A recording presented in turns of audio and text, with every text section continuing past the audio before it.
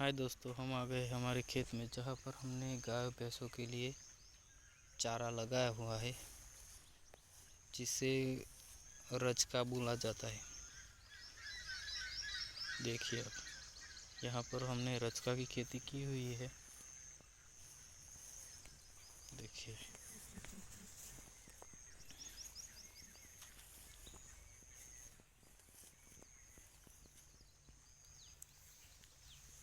आप देख सकते हैं कि काफ़ी अच्छी मात्रा में ये हो रहा है।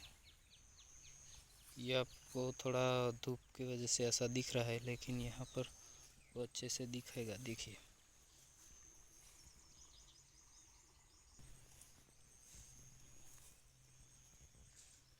हम आपको घूम घूम के पूरा खेत दिखाते हैं, जहाँ पर आपको पूरी तरह से दिखेगा। देखिए, अच्छी खासी मात्रा में ये हो रहा है। देखिए, लेकिन इसे गायों और भैंसों को डालने से पहले सबसे पहले एक बात का ध्यान सबसे ज़्यादा ज़रूरी रखना है। देखिए, हम आपको बताते हैं कि ऐसे चारे में क्या होता है कि जो इसमें आपको दिख रहा होगा, नहीं है, जो इसकी टोच की शाखा होती है, हम आपको निकाल के दिखाते हैं। जो यहाँ पर टोच की शाखा होती है, वहाँ पर जो कीटक कहते हैं, कीटक वो लगा होता है। उसे सबसे ज़्यादा ध्यान रखना है। ये थोड़ी गर्मियों का मौसम शुरू होगा, इसलिए ये कीटक सब चले गए हैं, लेकिन पहले थे। तो अगर आप कीटक यहाँ लगे हुए हैं तो अपनी गाय और भैंस को डालने से पहले सब आपको ध्यान रखना है। अगर ऐसा है कीटक वाला, तो इसे आप नहीं डालना है, इसलिए ध्यान रखना है। देखिए, दूसरी बात ये कि काफ़ी ज़्यादा चारों में से इसको सबसे ज़्यादा, जो क्या कहते हैं, इसे अच्छा माना जाता है, क्योंकि इसे डालने से जो गाय और भैंसों की दूध देने की क्षमता होती है वो बढ़ जाती है। और काफ़ी ज़्यादा चारे को क्या होता है कि अगर आप डालते हैं तो आपकी दूध में नुकसान होगा, और आपकी गाय और भैंस को भी जो दूध के वजह से खींच जाती है, दुबली पतली हो जाती है, ऐसा होता है। लेकिन इस चारे को डालने से ऐसा नहीं होता है। इसको डालने से आपकी दूध में भी बढ़ोतरी आएगी, और दूसरी बात ये कि आपका जानवर है वो अच्छी तरह से हेल्दी रहेगा और अच्छा बना रहेगा, जो उसे क्या कहते हैं, दुबला पतला नहीं होगा। देखिए, यहाँ पर सारी जगहों पर था, लेकिन हमने इसको सबको काट दिया है। यहाँ से सब काट लिया है, और ये अभी बाकी रहा है। इसमें पानी डाला है, जिसके वजह से वो वापस निकलेगा, और वापस निकल कर ऐसा होगा तब हम उसे फिर से काट लेंगे। जो ये घास ऐसा है कि बार बार निकलने वाला है, जिससे हमें बार बार डालने की ज़रूरत नहीं पड़ती। लेकिन हम यहाँ पे इसे क्या है कि जब गर्मियों का मौसम आता है, तब थोड़े समय लगभग तीसरे या चौथे महीने के आजू बाजू तक निकलता है, फिर ये सूख जाता है। इसलिए ये घास सर्दियों के मौसम में, यानी कि 12वें महीनों से तीसरे महीने तक की खेती है, जिसे आप काट काट के गाय भैंसों को खिला सकते हैं और आपका जानवर है वो तंदुरुस्त बना रहेगा, इसलिए हमने ये डाला हुआ है। तो ये इस खेती को आप ट्राई करके देखिए। जो इसका पौधा होता है वो दिखने में जो हम क्या कहते हैं, मेथी, हमारे यहाँ पे मेथी बोला जाता है।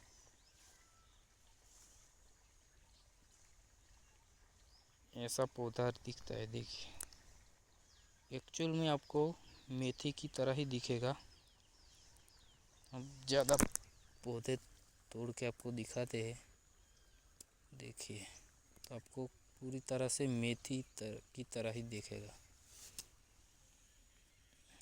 लेकिन ये मेथी नहीं है। देखिए ये मेथी की तरह ही होता है, दिखने में मेथी की तरह ही होता है, लेकिन इसकी हाइट ज़्यादा होती है। देखिए ये बड़ा बड़ा होता है, लेकिन मेथी इतनी बड़ी नहीं होती। और अगर आप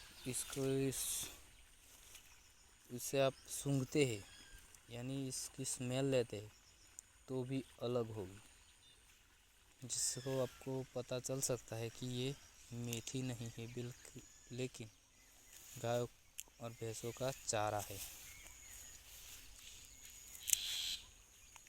इस चारे में हमें ये देखने को मिला है कि अगली बार इसे हमने नहीं डाला था। अगली बार हमने सिर्फ और सिर्फ मकई डाली थी, और जो वो कहते ना पांदड़ी उसे डाला था। लेकिन इस बार हमने पहली बार इसे ट्राई किया है, तो हमें काफ़ी ज़्यादा अच्छा रिज़ल्ट देखने को मिला है।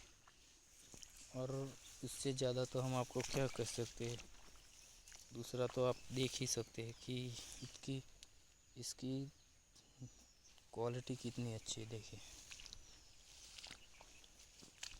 दूसरी बात ये होगी कि इसमें आपको खाद और पानी की सबसे ज़्यादा ध्यान रखना है। अगर आप गाय और भैंसों का गोबर निकाल के उस खेत में करते हैं, तो इसकी क्वालिटी काफ़ी ज़्यादा अच्छी मात्रा में आपको दिखेगी, जिससे आप अच्छा घास निकाल सकते हैं और आप कोई गाय और भैंसों को खिला सकते हैं। हमने अब की बार ऐसा ही किया था कि अच्छा गाय का भैंसों का जो गोबर होता है वो पूरा का पूरा निकाल दिया इस खेत में, फिर हमने डाला, जिससे फिर हमने इसमें रचका डाला, तो हमें काफ़ी ज़्यादा अच्छा रिज़ल्ट दिखने को मिला है। देखिए हमारे यहाँ इसे रचका बोला जाता है। आपके यहाँ क्या बोला जाता है, आप नाम जान के हमें कमेंट करें, तो हम भी जान सके कि आपके वहाँ इसे क्या बोला जाता है।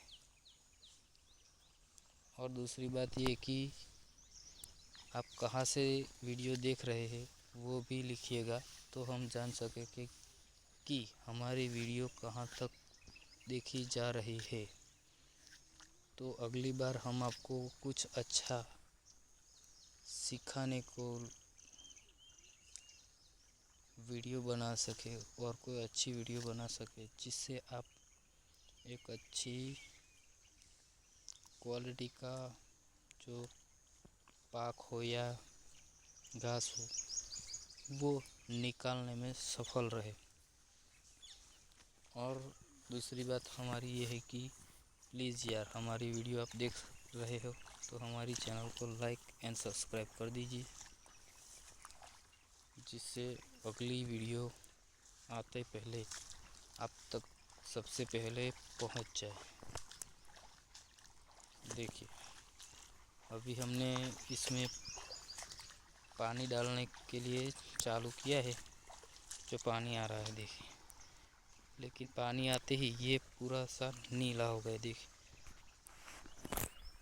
कल ये थोड़ा थोड़ा सा पीला पड़ गया था, लेकिन आज हमने पानी शुरू किया है, जिसके वजह से ये काफ़ी ज़्यादा अच्छा हो गया, लीला लीला, नीला नीला कहते हैं यहाँ।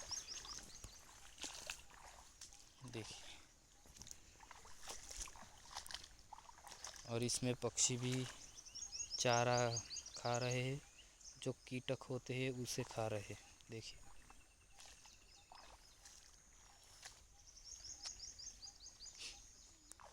देखिए पूरा का पूरा वीडियो देख सकते हैं आप। वीडियो देखकर आप समझ सकते हैं कि कितना अच्छा प्रोडक्शन है, मिला है हमें। ये करीब हमने आधे बीघे में किया हुआ है। देखिए,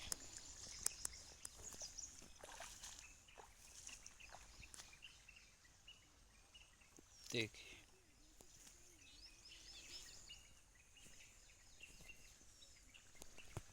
इसे काटने से पहले आपको सबसे ज़्यादा ध्यान ये रखना है कि इसे पूरे फल के नज़दीक से नहीं काटना। देखिए, इस वीडियो में हम आपको दिखा सकते कि ऐसे थोड़े ऊपर से काटना है, जिससे इस पौधे को ये पौधा सूख ना जाए। अगली बार इस वीडियो में आप देख सकते हैं कि इस पौधे को हमने काटा है अगली बार, तो इसे ज़्यादा करीब से काट लिया नीचे से, जिससे ये सूख गया। देखिए, लेकिन इसकी बार हमने थोड़ा ऊपर से काटा है। देखिए, जिससे वो सूखा नहीं, लेकिन अच्छे से ग्रो कर रहा है। देख ले। इसलिए आपको सबसे ज़्यादा ध्यान यही रखना है कि अपने इस चारे को ज़्यादा से ज़्यादा बन सके उतना ध्यान से काटना है, जिससे आपके घास को नुकसान ना हो। देखिए,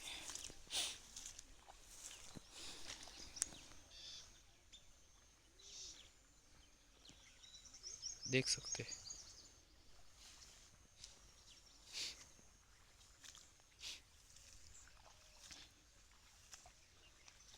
ऐसे ही वीडियो देखने के लिए हमारे चैनल को सब्सक्राइब एंड लाइक कर दीजिए। देखिए,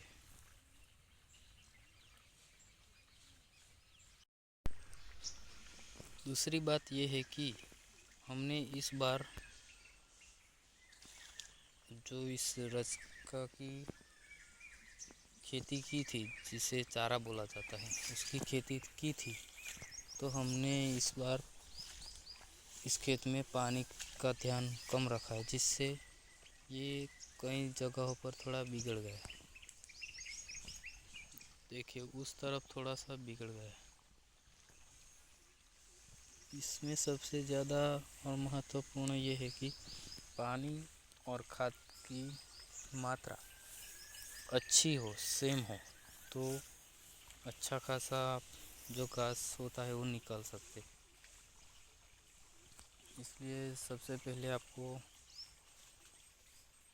पानी का तो सबसे पहले होता है, क्योंकि अगर ज़मीन सूख जाए, जो हमारा खेत है वो सूख जाता है, तो जो उसके जड़ होते हैं, जो उसे मूल बोला जाता है, उसकी मूल की जो कैपेसिटी होती है वो कम हो जाती है। मूल की कैपेसिटी कम हो जाती है, जो वो अच्छे से ग्रो नहीं कर पाते। अगर वो उसके मूल ग्रो नहीं कर पाते, तो वो उसका पौधा होता है वो भी ग्रो नहीं कर पाता। इसलिए हमें भी नुकसान होता है, क्योंकि अगर उसके मूल ग्रो नहीं कर पाते तो उसका जो पौधा है वो ग्रो नहीं कर पाता, और अगर ग्रो नहीं कर पाता तो हम उसे काटेंगे कब? ऐसा ही नुकसान होता है हमारा। देखिए, यहाँ पर पानी ना आने से ये थोड़ा सा ख़राब हो गया है। हमने सभी बार पानी डाला, लेकिन ये पानी यहाँ से यहाँ तक, यहाँ से पानी आगे जाता ही नहीं था, जिसके कारण ये थोड़ा ख़राब हो गया है। लेकिन यहाँ पर भरपूर मात्रा में पानी मिला था, जिससे ये पौधा अच्छे से ग्रो किया है। देखिए, और इसका जो बीज होता है वो यहाँ पर आता है। यहाँ पर आपको दिख रहा होगा, ये इसका जो होता है वो बीज लगता है यहाँ पर। राई की तरह इसके दाने होते हैं जो लगते हैं इसमें। और अगर आपको इसका बीज निकालना है तो आपको सही समय का इंतज़ार करना पड़ेगा, और पूरे समय का इंतज़ार, क्योंकि पूरे समय ये खड़ा रहेगा तभी इसका बीज लग पाएगा। और बीज पकने की सबसे ज़्यादा आवश्यकता होती है। अगर आपने बीज पूरी तरह से पकने के बिना ही इस फसल को काट लिया तो यहाँ पर जो उसका बीज हो वो लगता नहीं, बिखर जाता है। देखिए, पूरे खेत से यहाँ पर आपको ग्रो दिख रहा होगा, लेकिन ऐसा नहीं, क्योंकि यहाँ पर जो पौधा है वो खड़ा है और यहाँ पर सब हमने काट लिया है। देखिए, ये पानी डाला है इसलिए थोड़े समय में, लगभग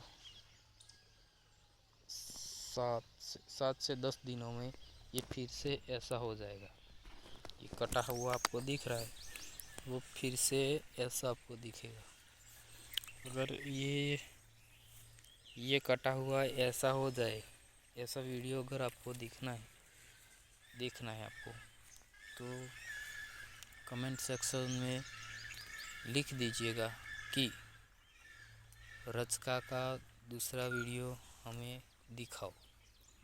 ऐसा कमेंट कर देना, तो हम आपको दूसरी वीडियो बना के दिखा देंगे, जिसमें यहाँ पर जो रचका है वो थोड़ा ऐसा बड़ा हो जाएगा। ऐसा वीडियो हम आपको दिखा देंगे, जिससे आपको भी विश्वास हो जाएगा कि हम गलत नहीं कह रहे। ओके, बाय दोस्तों।